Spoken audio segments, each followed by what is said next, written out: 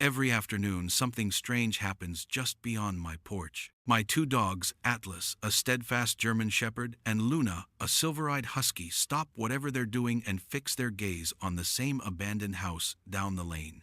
They don't bark, they don't whine. They simply sit perfectly still, like soldiers standing guard. And no matter how many times I watch this ritual, I can't explain what holds them there. My name is Jonas Keene. I'm a veteran, 45 years old, trying to build a quieter life after years of noise I'd rather forget. The battles may be over, but the echoes never really leave you. Out here in Vermont, in a small house surrounded by tall maples and the sharp scent of damp earth, I thought I had finally found my refuge. The mornings come with birdsong, the afternoons with the rustle of leaves, and the nights with a silence so deep it feels like the world is holding its breath. And yet, peace is never simple. Each day my dogs return to that same spot at the edge of the Miller place. Their amber and ice-blue eyes track the dust-coated windows as if waiting for someone or something to appear. I've followed them more than once, standing beside them at the rusted iron gate, but the house offers no answers. Just peeling paint, broken shutters, and the kind of stillness that clings to old tragedies. What could be hiding in a house abandoned for decades? Why would two loyal companions feel drawn to it every single day? I didn't know it then, but following Atlas and Luna to that gate would lead me into a story older than myself, a story that could change everything. If you believe some mysteries deserve to be uncovered, stay with me. And if stories like this speak to you, I'd be honored if you subscribed so we can explore them together. At first I thought it was just a coincidence. Maybe Atlas and Luna, my two loyal companions, were simply curious about the abandoned Miller place, the way any dog might sniff at a fallen tree or wander after the rustle of a squirrel. But as the days slipped into weeks, I realized what I was watching wasn't ordinary curiosity. It was ritual. Every afternoon, without fail, they would slow their steps as we walked the lane, pause before the rusted gate, and then assume their stations. Atlas would sit tall, ears pricked, his amber eyes burning with focus. Luna, quieter, but no less intent, would lower herself beside him, her icy gaze locked on the darkened windows. It unsettled me in a way I couldn't put into words.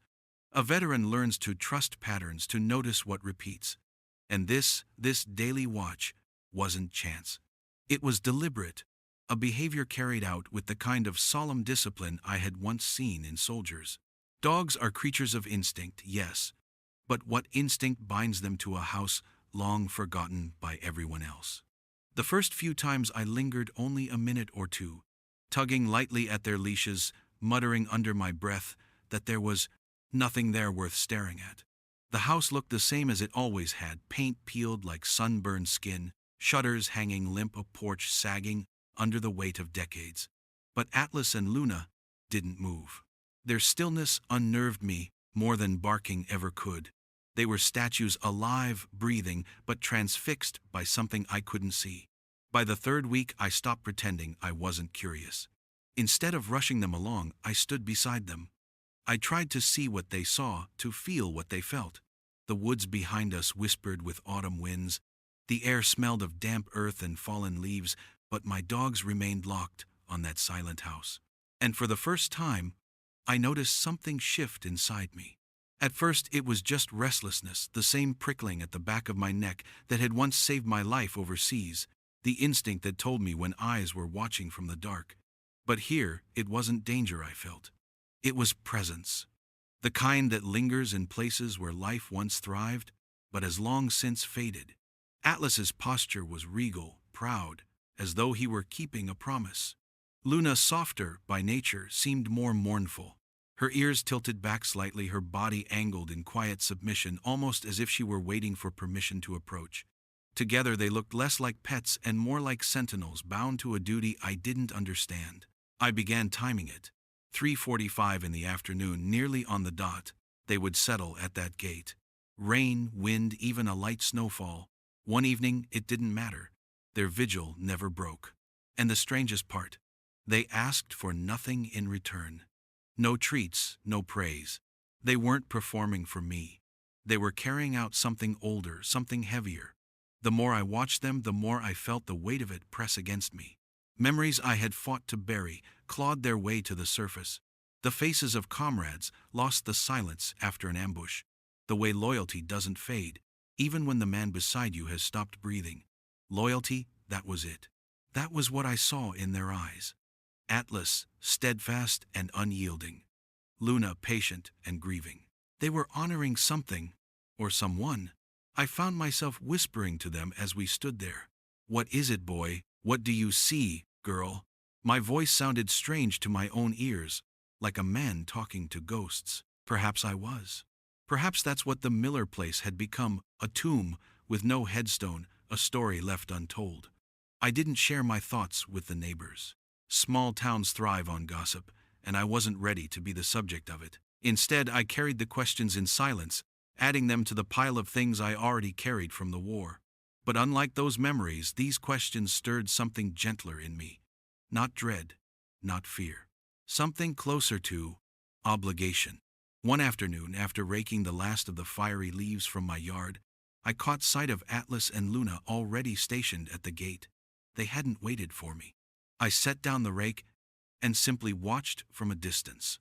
The way the dying light caught the sheen of Atlas's sable coat, the way Luna's breath misted in the cold air as she sighed it, struck me that they weren't lost. They weren't searching. They were remembering. That realization unsettled me most of all, because memory was something I had tried to escape. Yet here were my dogs pulling me straight back into it. They were urging me without a word, without a gesture, to look closer, to stop ignoring what was right in front of me. Night after night, as I lay awake listening to the creaks of my old house settling, I pictured them at that gate. Two loyal figures against the dark, their eyes reflecting a light I couldn't see. And slowly I felt my resistance weakening. I had named them Atlas and Luna because they carried me, Atlas, the weight of my world. Luna, the quiet light in my darkness. But now it seemed they carried something more. Something that belonged not just to me, but to this land, this town, this forgotten house. By the end of the month, I could no longer tell myself it was harmless. No soldier keeps a post for nothing. No heart stays bound to a ruin without cause. Whatever held my dogs there was real, even if I couldn't see it. And the truth was, I was tired of standing outside the mystery. So I made a choice. The next time Atlas and Luna fixed their eyes on that house, I would stop watching from a distance. I would follow their gaze all the way in. I couldn't ignore it any longer. Atlas and Luna weren't just passing time at that gate. They were bound to it. And the more I stood beside them in silence, the more I felt myself bound as well. Curiosity had taken root, but it wasn't idle curiosity. It was the kind that keeps you awake at night. The kind that whispers in your ear until you finally admit you won't rest until you have answers. One chilly morning, I crossed the street to where my neighbor, Mr. Henderson, was trimming back the last of his roses. He was an old man, wiry and stooped, his hands mottled with age spots but steady as ever. If anyone in town would remember the Miller place, it would be him. "Mr. Henderson," I began, trying to sound casual, "what's the story with that house across the lane?" He looked up from his clippers, squinting in the weak sunlight. For a long moment he just stared at the peeling facade of the Miller house. Then he shook his head. "Been empty longer than I've been alive, I reckon. My daddy told me there was sad business there, but he never went into detail. Folks stopped talking about it after a while." "Sad business," I pressed gently. "That's all I know," he said, his voice rough with age. "Sometimes a place just keeps its sorrow. And people decide it's best to leave it be. Leave it be." The words hung between us, but they didn't ease the questions gnawing at me. If anything, they sharpened them. Sad business. What could be so sorrowful it silenced a whole town for generations? That night I watched Atlas and Luna from my window. They had returned to their post, as always sitting side by side before the rusted gate. Their bodies were statues, their eyes unblinking. They were not leaving it be. They were holding on, clinging to something the world had already abandoned. The next morning, I carried 2 clean bowls down the lane, one filled with water, the other with the best dog food I could buy. I set them just inside the gate, exactly where Atlas and Luna sat each afternoon. Then I walked away. For 2 days the bowls stayed untouched.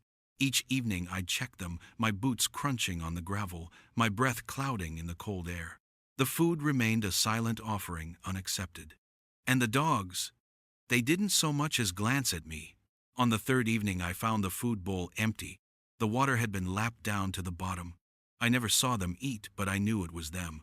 I couldn't help smiling, though it was a small, quiet smile.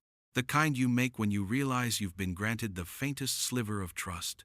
From then on I made it part of my day. Every morning after coffee I filled the bowls and carried them to the gate. Sometimes, by the time I returned in the late afternoon, the food was gone. Other times it sat there until nightfall, disappearing sometime between dusk and dawn. They never let me catch them in the act, but I didn't mind. Trust takes time. I knew that better than most. And with each offering the distance between us shrank, not physically but spiritually. Atlas no longer stiffened when I walked near. Luna's ears flicked toward me in faint acknowledgement. They didn't wag their tails, they didn't come bounding into my arms. But in the stillness of their vigil, I felt acceptance. They were allowing me into their ritual. It stirred something I hadn't felt in years. During the war, I had served alongside military working dogs. I had seen the way a handler and dog shared a bond built not on words, but on instinct, on an understanding deeper than speech. I thought I'd left that behind, just another fragment of my old life. But now, standing at the gate of a forgotten house, I felt that bond forming again. One evening, as the sun bled into the horizon, I lingered longer than usual. Atlas sat chest broad and unyielding eyes locked on the dark windows. Luna lay stretched at his side, her gaze soft but unwavering. I crouched a few feet behind them, resting my hands on my knees. "What are you waiting for?" I whispered. Their ears twitched, but they didn't move.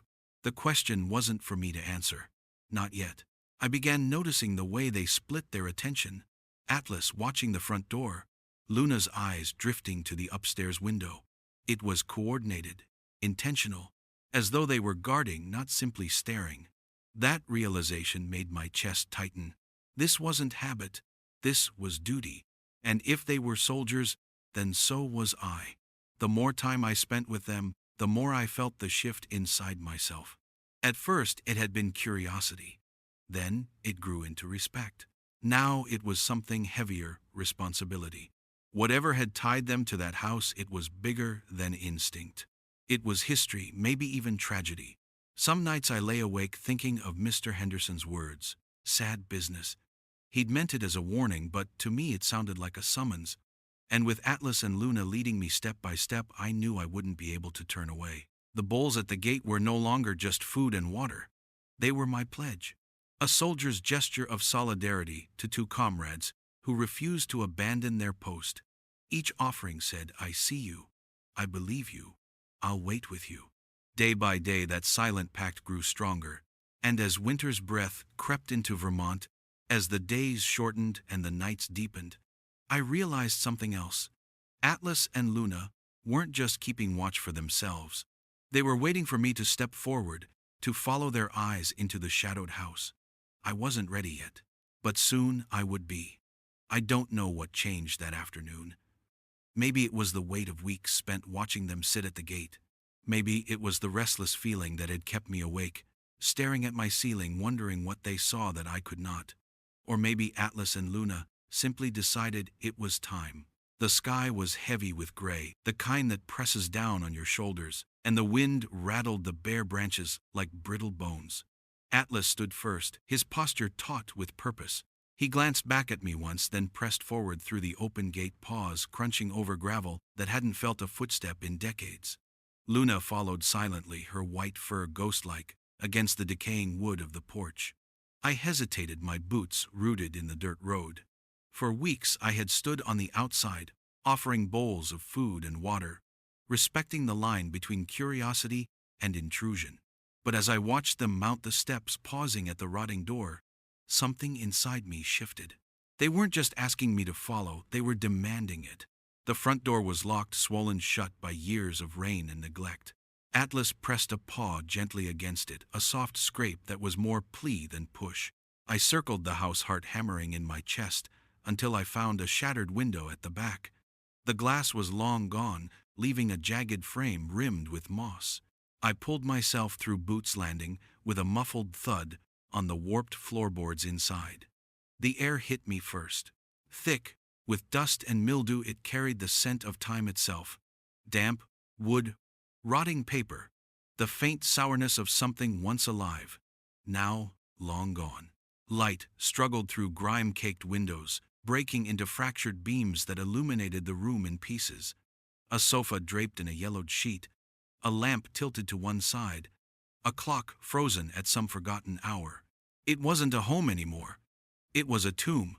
Atlas and Luna slipped in behind me, their paws silent on the boards. They moved with uncanny confidence, as though the layout of the rooms was written into their bones. I followed their lead through the suffocating stillness, each step echoing louder than it should have. My pulse raced, but beneath the fear was something sharper: reverence. In the living room, Atlas stopped. A large armchair sat in the corner, shrouded beneath a sheet that sagged like tired skin. Dust motes swirled in the faint light as he nudged at the base with his nose, then turned his amber eyes to me. Luna sat back, her gaze steady, urging me forward.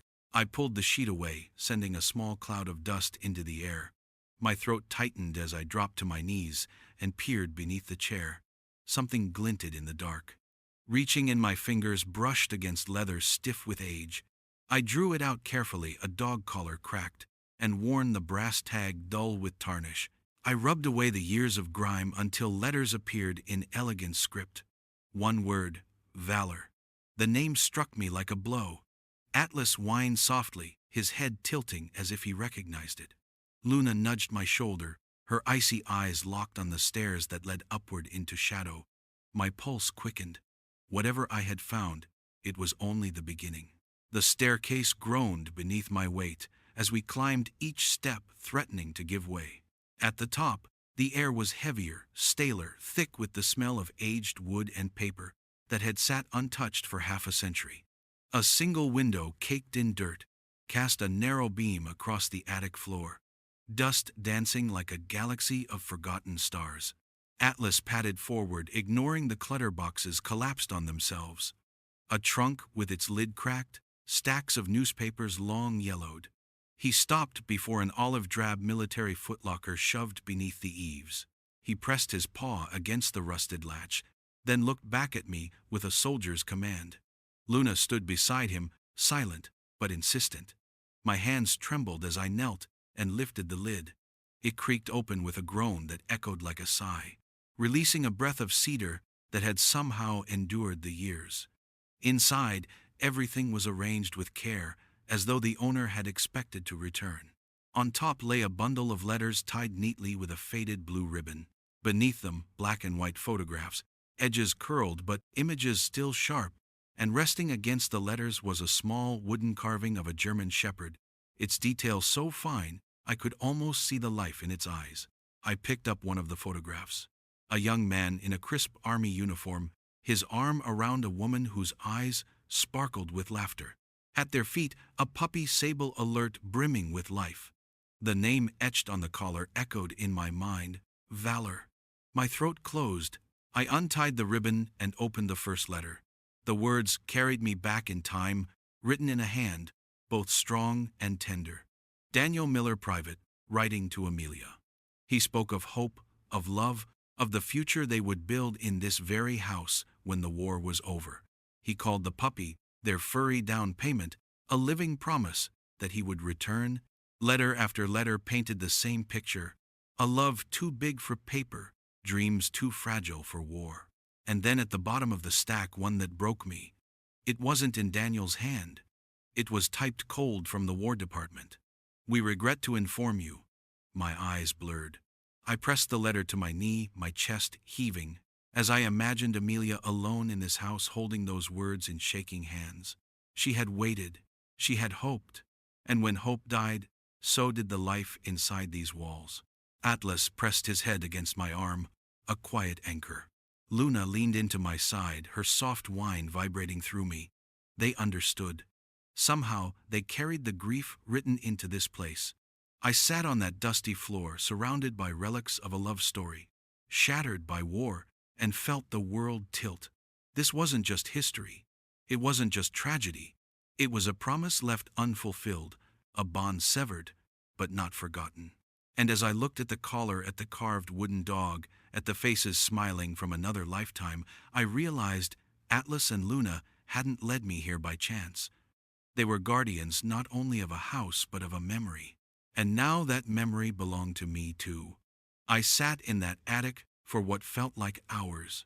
The letters spread across my lap, the weight of history pressing down on my shoulders. Atlas and Luna had curled against me, their warm bodies anchoring me as I sifted through the fragments of a life that had ended before it could truly begin. When I finally rose, clutching the collar and the letters, I knew I couldn't just leave them here to gather dust. This wasn't just about curiosity anymore. It wasn't about why my dogs had chosen this house or why the town had forgotten. It was about Daniel Miller, a soldier who had made promises he never got the chance to keep. It was about Amelia, who had waited in silence, her love preserved in ink and photographs, while the world moved on without her. And it was about Valor, the dog, who had once stood at their side, a living reminder of hope. I had spent years running from ghosts, but this one I couldn't turn away from him. For the first time in a long while, I felt something I thought I had buried with my uniform duty. I whispered it aloud as I packed the footlocker, carefully securing every letter, every photo, every relic. This is my mission now. Back at my house, I cleared the small kitchen table and laid everything out like sacred relics. The letters in one neat pile, the photographs fanned across the wood, the carving of the dog placed in the center as if watching over all of it. Atlas and Luna settled on the floor, silent but alert, as if they understood the gravity of what I was about to do. I opened my laptop, its glow the only light in the room, and began. Names, dates, towns, all entered into search bars, into military databases, into digitized archives. I started with the basics: Daniel Miller, killed in France during the Second World War. Amelia Miller, resident of this Vermont town. The words blurred on the screen as hours slipped by, the coffee in my cup growing cold. The first days were nothing but dead ends. Too many Millers, too many Daniels. Records half preserved, censored, or lost to time. Each failure gnawed at me, but I refused to stop. A soldier doesn't abandon the mission because it's hard. At night, exhaustion pulled at me, but I pushed through.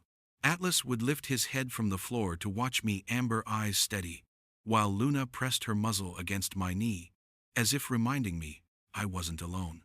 Their quiet presence felt like a relay of strength, as if Valor himself had passed the torch to them, and through them, to me. Weeks passed. My search widened. Census records, property deeds, obituaries. Every breadcrumb mattered. And then one night I found it. An obituary for Amelia Miller, dated nearly 2 decades ago. Short, simple, almost dismissive, except for one line.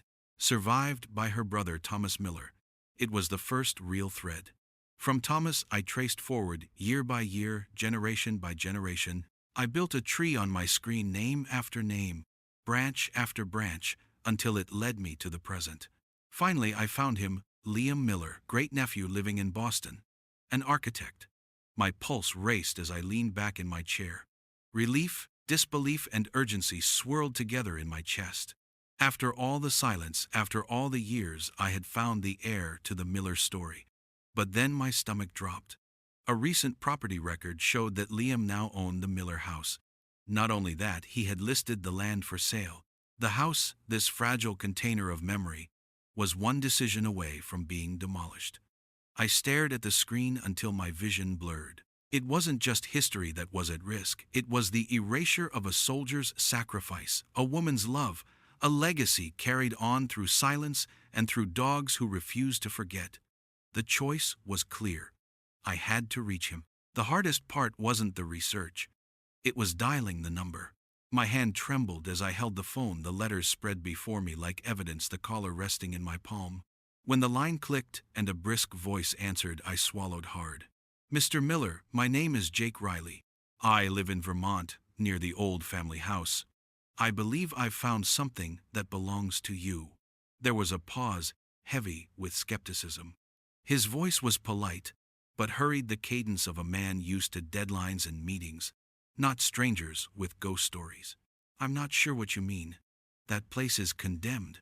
I steadied my voice, forcing the discipline of a soldier back into it. It's not just an old house. I found letters, photographs, relics of your family, of Daniel and Amelia. I think you'll want to see them. Another long pause, then a sigh, reluctant but curious. All right, I'll come up this weekend. When I hung up, my heart pounded harder than it had in years, not from fear of battle, but from the weight of responsibility. The mission was in motion. I looked down at Atlas and Luna. Atlas's ears were perked, his gaze locked on me, a question burning in his eyes. Luna wagged her tail just once, a soft thump against the floor. It's happening, I told them quietly. We're not doing this alone anymore. For the first time in years, I felt the fog in my chest lift. No longer was I a man drifting in solitude. I was a soldier again, not fighting for myself, but for the memory of another, for a story that deserved to be told. And deep down, I knew this wasn't just about Daniel or Amelia or even the house. This was about all of us, who had carried silence too long, about the promises we owe to those who can no longer speak for themselves. This was my final mission, and I was ready. The weekend arrived, cloaked in a brittle November chill, the kind that cuts through your jacket and settles deep into your bones. I spent the morning pacing my small kitchen, the relics of Daniel and Amelia Miller spread carefully across the table. The collar, the letters bound with their faded ribbon, the wooden carving of valor. Every piece felt like evidence in a trial where time itself was the jury. Atlas and Luna sensed my unease. They padded restlessly between the door and the table, their nails clicking against the floorboards. I knelt beside them, resting a hand on each warm head. "He's coming," I whispered. "And when he does, we'll finally have answers." A low hum reached me before the car appeared too smooth, too modern for this quiet gravel road. Through the window, I saw a sleek black sedan roll to a stop. A man stepped out, tall, early 30s, his hair neat, his coat sharp and city-made. His face carried the polite distance of someone trained to guard his time. This was Liam Miller. I met him at the porch, extending a hand. His grip was firm but hesitant, his eyes scanning the woods, the weathered houses, the dogs that watched him with silent intensity. "Mr. Riley," he said cautiously. "You said you found something." "Yes," I answered. "But it's better if I show you." Inside, I gestured to the table. Liam approached, his gaze falling first on the photographs. His polished demeanor cracked almost instantly. His hand trembled as he reached for a photo of Amelia, her youthful smile frozen in time. He traced her face with a fingertip, then whispered almost to himself, "I've seen her. In an old family album. But no one ever spoke of her." I let him take his time. The room filled with the sound of pages turning, of folded letters being opened and read, of a young man meeting the ghosts of his family for the very first time. His eyes reddened as he read Daniel's words, full of hope and promises never kept.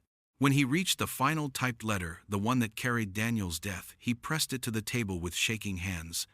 "I had no idea," he murmured. "No one ever told me." "They didn't forget," I said gently. "They just couldn't bear to remember out loud." Liam swallowed hard, nodding. His guarded expression was gone now, replaced by raw sorrow and something else: connection. He wasn't just an architect from Boston anymore. He was Amelia's blood, Daniel's heir. That was when a shadow moved at the screen door. Atlas lifted his head, ears sharp. Luna whined softly. And then stepping into view was the dog, who had started it all. Ghost. Only this time, he didn't sit in silence. The moment Liam's eyes met his, everything changed. Kaiser. Liam's voice cracked on the name. The transformation was immediate. The reserved spectral sentinel who had haunted the Miller house for months dissolved into a joyous living creature.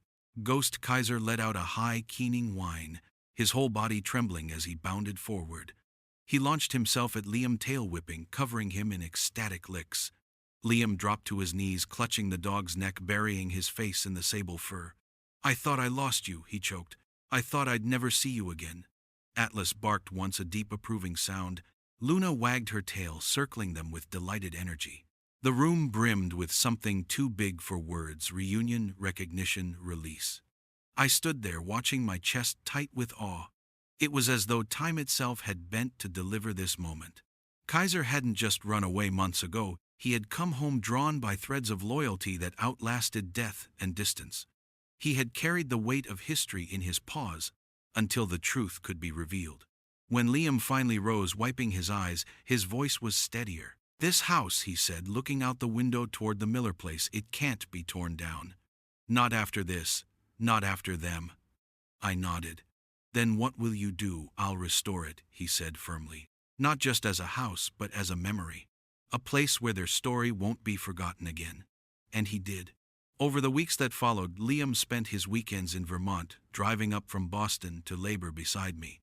Together we cleared the dust, pulled away the rotting boards, let the sunlight spill into rooms that had known only silence. The house began to breathe again, its walls no longer a tomb, but a vessel of remembrance. Atlas and Luna trotted happily between us, guardians, no longer burdened by sorrow.